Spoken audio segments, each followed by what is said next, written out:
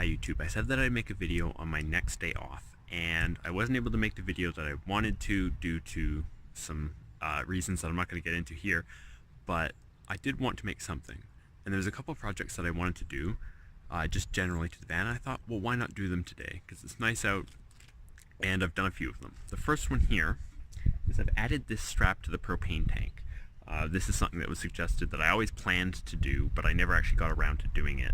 So basically I just bought one of these straps, I cut it down so that it would fit, and I put some anchor points right here that on the other side that it goes into, and then if I want to remove it, it's really simple.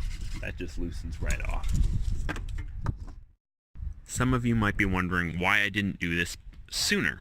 Well, the answer to that is this doesn't actually really move because I travel, obviously, with that roll-up door down. That basically pins it in. It's quite snug on three sides, so it can really only move one way, and it never has. But I figured I kind of want to keep it so that everything in the back here is actually secured. That's in case I ever drive off with the door up, which happened once. It's not likely to happen again, but I actually thought it might be kind of cool to, at different times, maybe even just travel around like this. So that brings me to the other thing that I did, and that's this little bit here. This drawer here, obviously, slides out. It's got paint and stuff in it, and same thing was keeping it shut when I drove the door. Obviously, that won't happen if I'm driving around like this, so this now goes in place. Basically, I made it from one of these sticks for stirring paint, and I think it turned out all right. There's one thing that I'm a little concerned about, and that's that it will break. This might have needed to be a little bit taller, so I'm going to keep this piece, and we'll see how that goes. But it really shouldn't get tested very much, because I don't really plan to do much driving like this. One reason why I wanted this, other than just thinking about maybe driving around like this, is in the winter I was thinking about removing that completely and maybe just having like an industrial curtain in the front, in which case these would both be necessary additions. And you know what? It's better safe than sorry, so I can't go wrong with having an added seatbelt for these two. Foot tread, there are two holes. They're supposed to let water through, is my understanding, but when it rains, because this is sort of dented in here, this just pools up with water. There's a big thing of ice there in the winter, and I would really just not like it stays there. It's just a puddle. So I'm going to put two more holes in that will hopefully act as a better drain. Okay, so there's two more in there. I just put this one over here because I like symmetry. Probably won't do as much. And they're not as big as the other ones, but that's fine. Should serve the purpose just as well.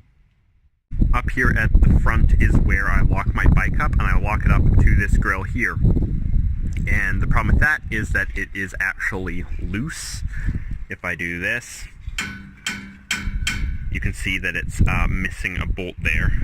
So I took one off so I can get the right one, and I'll put them both back on right now. Okay, there we go. Both those bolts are in place now, and this is now firmly in place and no longer rattles.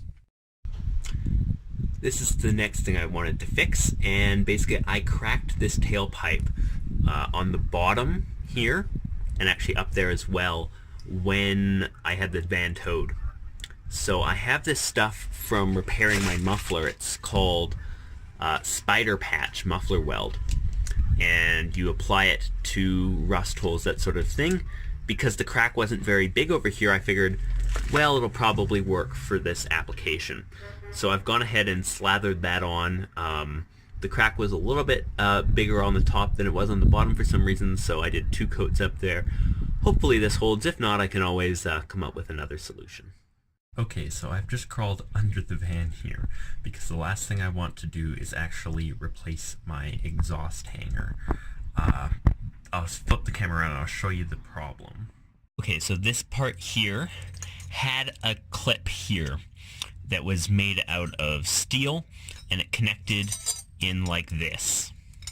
This bit here was always gone. It was rusted when I bought the van all the way through, and I've just not bothered to replace it yet. So I've gone and I've bought a new clamp here.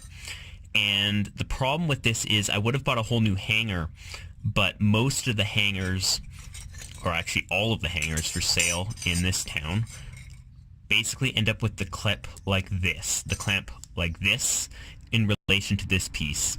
The way that mounting point is, it has to be like that. And I was only able to find one that had like a swivel, and it didn't have very great reviews. So instead what I've done is I've just replaced this part here with some of this metal strapping that I've then bolted together to make a loop which fits. And I think that this is a fairly decent solution. This is the galvanized strapping because this is going to be on the underside of the vehicle. If I ever do find one of those little clips that goes in here, obviously I will replace it, but I'm happy with this. This should be more than sufficient and perfectly strong for this to work. So I just need to replace this.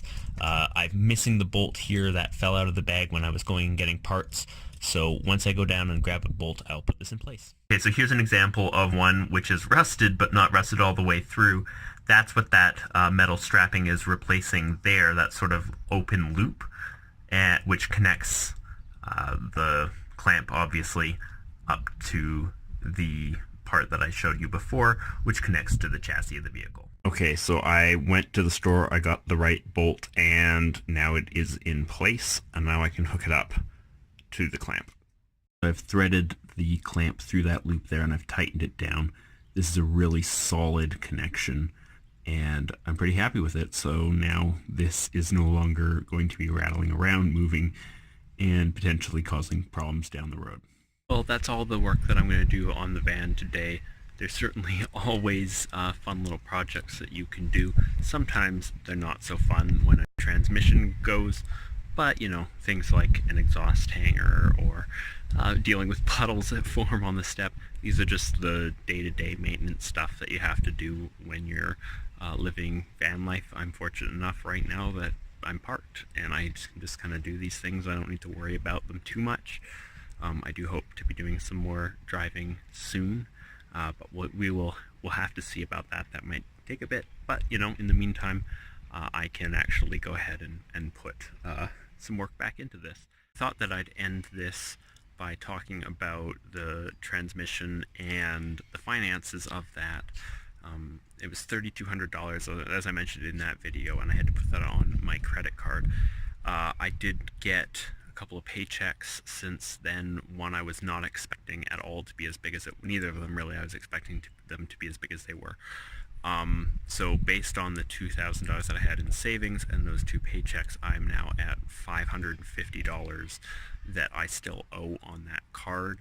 I've got, you know, food budget sorted out for the next 2 weeks till my next paycheck, and that should be good. So really I've just tightened up the old belt strings, not eating out or doing anything like that, and that's really been paying off. So really hopefully in 2 weeks that transmission issue will be solved.